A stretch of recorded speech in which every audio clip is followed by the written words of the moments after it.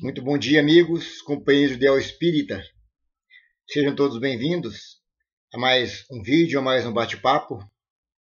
A semana passada, no nosso último encontro, nós falamos do período que demoraria para a Terra resfriar, né? Comparando com uma gota caindo numa esfera incandescente, ela iria evaporar rapidamente. Agora, transformando essa esfera no tamanho da Terra, né? Lógico que demoraria muitos anos aí, né? Nós falamos em cerca de um milhão de anos para poder resfriar. Nós estamos falando no capítulo 7, Esboço Geológico da Terra. Hoje vamos falar sobre o segundo período de transição, que corresponde ao item 22 ao item 27. Bom, fechando o período primário, logo no início do segundo período, ou seja, o de transição, a espessura da camada granítica ainda era pequena e sua resistência ainda fraca. Havia rompimentos numerosos, né? E o solo, em sua maioria, de certa forma, era plano. A profundidade das águas era pouco, se estendendo por todo o globo, com algumas exceções. Como a Terra não tinha ainda as montanhas, os desníveis, né, a água se espalhou pelo globo. Né?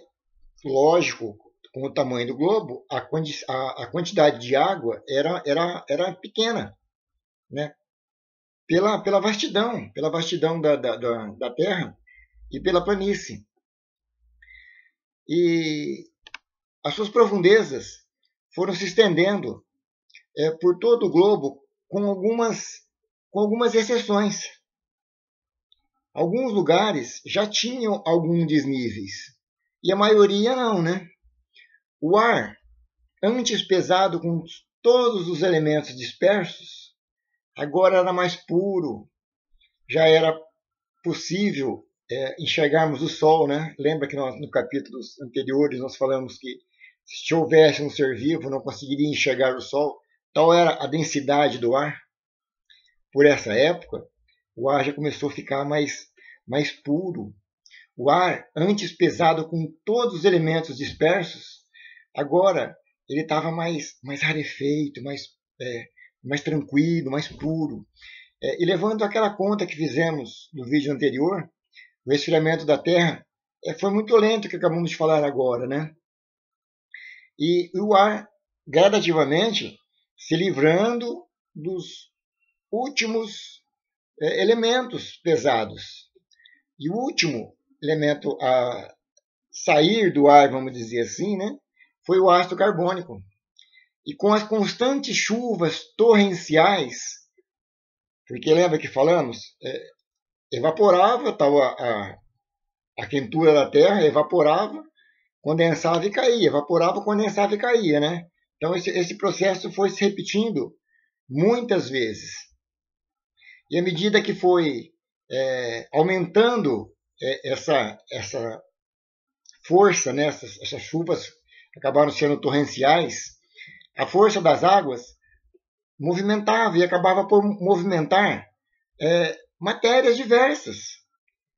E nisso já foi se adaptando a vida orgânica.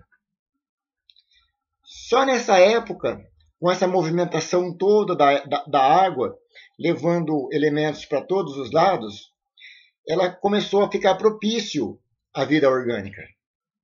Só aí foram aparecer os primeiros vivos, de dois reinos, o vegetal e o animal.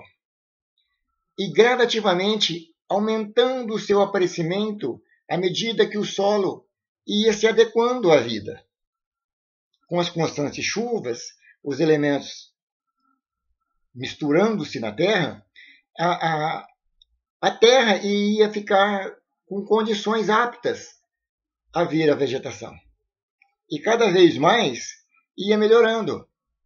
A vida sempre acontece no momento certo. Assim como as leis de Deus. As leis de Deus são perfeitas. O fruto não vem antes da flor. É necessário que haja flor para vir o fruto. Então, era necessário que a terra tivesse as condições aptas para começar a abrigar a vida.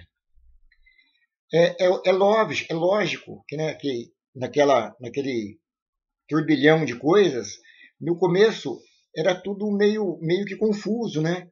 Tínhamos vegetais mais densos. Os mais comuns eram cogumelos, musgos. As primeiras árvores, elas tinham a sua constituição muito mais fibrosa. As árvores, propriamente dita, como nós conhecemos, de madeira, ela demorou muito para aparecer ainda, né?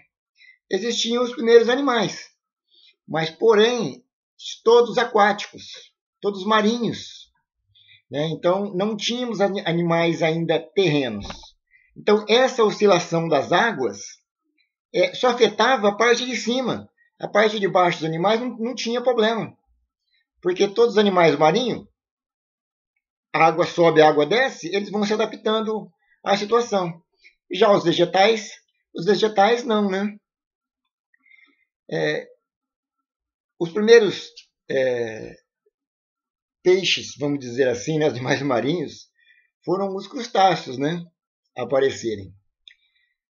E tal a beleza e a perfeição da lei de Deus, o clima quente e úmido, ainda com excesso de gás carbônico, que não permite que os animais respirem, porém, esse clima com excesso de gás carbônico, ele é muito favorável ao reino vegetal. Então, as plantas cresciam de forma descomunal, pareciam arbustos enormes, né? Por quê? Porque a terra estava rica em fertilizantes. E o ar permitia, né, com excesso de gás carbônico, permitia esse desenvolvimento. O que hoje nós temos, aquelas simples ervas aqui, antigamente eram árvores, eram arbustos enormes, né? E com essa atmosfera, ela ia crescendo, tomando o tamanho que tem. Sem falar que hoje algumas já entraram em processo de extinção e foram trocando, né, à medida que a Terra foi se adaptando. As plantas, de maneira geral, elas se alternaram devido ao deslocamento dessas águas. Com alguns terrenos submergiram, houve uma permuta, havendo assim muitas gerações de vegetações. Foram trocando, algumas morrendo, outras nascendo, algumas desaparecendo, outras aparecendo, sempre, gente, sempre de acordo com a necessidade que o plano Terra ia adquirindo. E como nós falamos, né, os animais continuavam na mesma. E chuva para cá, chuva para lá, essa movimentação de água, as camadas, ela foi se espessando, ela foi ficando mais densa, já se preparando para novas espécies. Uma coisa muito interessante é que esses restos fósseis, eles se estendem por todo o planeta. Até mesmo os polos, que antes, pela quentura do globo, pela efervescência do globo que ainda estava muito quente, na época não existiam os polos, né? E esses fósseis, vamos dizer assim, dessas ervas, eles estão espalhados por todo lugar, até mesmo hoje nos polos, né? Que com o resfriamento da Terra, natural da Terra, foram surgindo os polos. Tenham um ótimo dia, um ótimo final de semana e até a semana que vem, se Deus assim o permitir. Fiquem com Deus.